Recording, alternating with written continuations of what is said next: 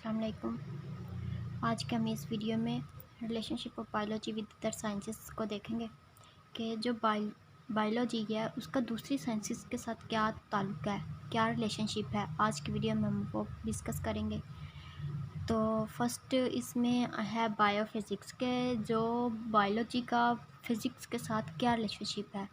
अब बायो तो फिज़िक्स एक दो डिफरेंट बुक्स हैं या ब्रांचेज़ हैं, तो हम इसको एक दूसरे के साथ कैसे रिलेट कर सकते हैं, तो वो आज की इस वीडियो में हम देखते हैं। फ़र्स्ट ऑफ़ ऑल जो बायोफिज़िक्स है इसमें ये है कि जो बायो है, बायो का मीन लाइफ, और फिज़िक्स का मतलब होता है फ्यूज़िज़। तो जो फ्यूज़िज़ है इसका मतलब होता है नेचुरल थिंग्स। फ्यूज़िज़ में नेचुरल थिंग्स आ जाती हैं।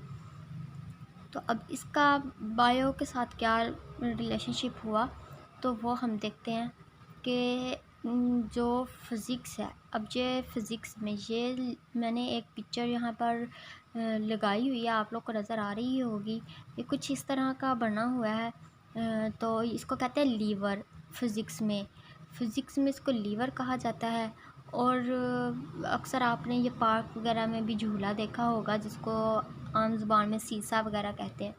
तो दोनों तरफ हम उसको वेट रखते हैं, इक्वल करते हैं। इक्वल तो वैसे नहीं होता, लेकिन वो तो एक बच्चों के लिए होता है, लेकिन इसमें हम फिज़िक्स में जो इस टाइप का लीवर यूज़ करते हैं प्रैक्टिकल वगैरह में, तो इसको हम दोनों तरफ वेट रख के तो इक्वल कर सकते हैं। ये इक्वल हो जाता है। इस तरह का ये लीवर है जो कि वेट को और थिंग्स को बैलेंस करता है।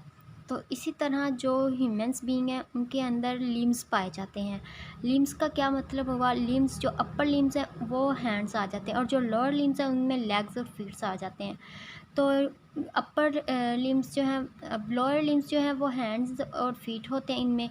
तो इसमें ये होता है कि जब हम खड़े होते हैं तो ये हमें हेल्प करते हैं हमारे खड़े होने में, स्टैंड होने में, हमारा बैलेंस करते हैं हमें। जब हम खड़े होते हैं तो हमारा पूरा बॉडी का जो भी वेट है वो हमारे फीट पर होता है, लेग्स पर होता है, तो ये हमें बैलेंस करता है। और अगर हम हैंड्स में कोई चीज़ पकड़ लेते हैं तो वो हम हैंड्स हमें बैलेंस करते हैं, गिरने नहीं देते, हम बैलेंस होते हैं इनकी वजह से। तो ये अपर लिम्स और लोअर लिम्स जो हैं इनका बेसिकली जो फंक्शन है वो सेम ही है। तो ये दोनों काम करते हैं, प्रिंसिपल इनका सेम ही है। तो नेक्स्ट जो आ जाती है वो बायोकेमिस्ट्री है। बायोकेमिस्ट्री में हम क्या पढ़ते हैं, या बायो का केमिस्ट्री के साथ क्या ताल्लुक़ है। केमिस्ट्री भी एक अलग बुक है, एक अलग ब्रांच है। तो इसमें बायो का क्या ताल्लुक़ होता है, तो देखें। अब केमिस्ट्री जो है उसका मतलब क्या है, केमिकल्स, या इसमें हम स्टडी करते हैं केमिकल प्रोसेसेस की। तो इसमें ये होता है कि बायो के साथ इसका इस तरह से मतलब है या इस तरह से रिलेशनशिप है कि जो ह्यूमन हैं उनके अंदर या एनिमल्स, प्लांट्स के अंदर बायोकेमिकल प्रोसेसेस होते हैं, जैसे कि फोटोसिंथेसिस एंड रेस्पिरेशन वगैरह। तो उसकी वजह से जो है वो इसका ताल्लुक़ है उसके साथ, केमिस्ट्री के साथ बायो का।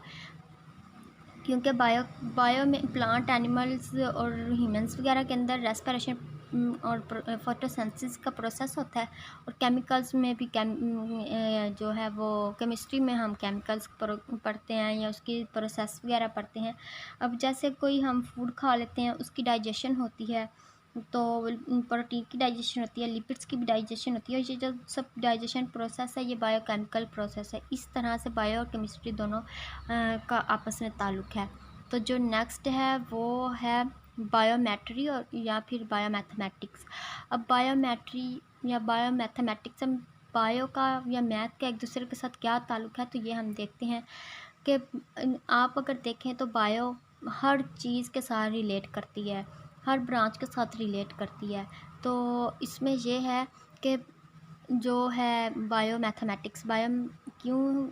बायो व मैथ के साथ भी इसका रिलेशनशिप है। तो बायो मीन्स लाइफ, और मैट्री या मैथमेटिक्स में हम वैल्यूज़ को डिस्कस करते हैं, पढ़ते हैं, नंबर्स और डिजिट्स को पढ़ते हैं। तो इस तरह से इनका रिलेशनशिप है कि अब देखें, जैसे हम कोई भी लेबॉर्ट्री में टेस्ट करवाते हैं अपने, कोई भी आरबीसीज़ या एएचपी का टेस्ट होता है या सीबीसीज़ का टेस्ट, जो भी टेस्ट होता है, और जो टेस्ट की रिपोर्ट होती है वो डिजिट के अंदर आती है। अब कोई हमने टेस्ट करवाया, उसकी रिपोर्ट आई है 5.8 या 13.5, और इस तरह से कोई भी किसी भी रिपोर्ट की हमारे टेस्ट की रिपोर्ट आई है तो ये अब क्या हुए, मैथमेटिक्स हुआ, नंबर्स हुए, वैल्यूज़ हुई, और बायो मतलब किसी इंसान ने किसी लाइफ के लिए हमने इसको करवाया है, टेस्ट करवाया है, तो उसका जो भी रिपोर्ट का डिजिट्स में आती है तो उसका बायो मैथमेटिक्स के साथ बहुत बड़ा रिलेशनशिप है।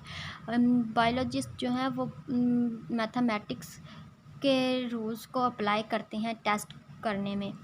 तो नेक्स्ट हमारे पास है बायोजियोग्राफी के बायोजियोग्राफी। अब जियोग्राफी मतलब कि अब ये रिलेशनशिप बायो का जियोग्राफी के साथ कैसे हुआ, तो जियोग्राफी के साथ भी इसका बहुत बड़ा रिलेशनशिप है। तो जियो मतलब अर्थ होता है और ग्राफी मीन कोई ग्राफ या रीजन अर्थ का। तो बेसिकली इसमें इस तरह से रिलेशनशिप होता है बायोजियोग्राफी का कि हम जो जियोग्राफी का मतलब होता है डिस्ट्रीब्यूशन ऑफ अर्थ। तो हमने जो अर्थ को है वो डिस्ट्रीब्यूट किया हुआ है रीजन्स के अंदर या ग्राफ्स के अंदर। तो वो जो भी हमने डिवाइड किया हुआ है उन रीजन्स के अंदर जो है वो लिविंग ऑर्गेनिजम्स भी रहते हैं, एनिमल्स भी रहते हैं, ह्यूमन बींग्स भी रहते हैं। तो इस वजह से हम इनकी स्टडी करते हैं। अब बायो मतलब वो लाइफ है, वो जो रह रही है जियोग्राफी मतलब कि डिफरेंट रीजन में, अर्थ के डिफरेंट रीजन पर लाइफ रह रही है, तो इसलिए हम ये रिलेट करती है जियोग्राफी के साथ। तो हम इस वजह से दोनों को स्टडी करते हैं, बायो जियोग्राफी को भी। अब नेक्स्ट है बायो इकोनॉमी। बायो इकोनॉमी का क्या प्रोसेस है या बायो इकोनॉमी इसमें कैसे ऐड रिलेशनशिप करती है, इनका क्या रिलेशनशिप है। तो इकोनॉमिक का मतलब होता है माशियत, या मतलब कि इकोनॉमी में हमें लॉस होता है या प्रॉफिट होता है। तो इसमें ये है कि जो भी फार्मर वगैरह जो भी कोई अपनी वो क्या फसल काश्त करते हैं, जैसे वीट होगी या राइस वगैरह होगी, तो इनको लेके जाया जाता है मार्केट में, सेल आउट किया जाता है। तो उसमें किसी फार्मर को लॉस भी होता है, किसी को प्रॉफिट भी होता है। तो इसलिए इन दोनों का आपस में रिलेशनशिप है बायो इकोनॉमिक का। क्योंकि अब बायो मतलब लाइफ, अब वो हम खाते हैं वीट वगैरह, राइस वगैरह, तो इसलिए इन दोनों का आपस में बहुत अच्छा गहरा ताल्लुक़ है बायो इकोनॉमिक का। तो आज की वीडियो में बस इतना ही। Thank you so much, hope so you like this video. अल्लाह हाफिज़।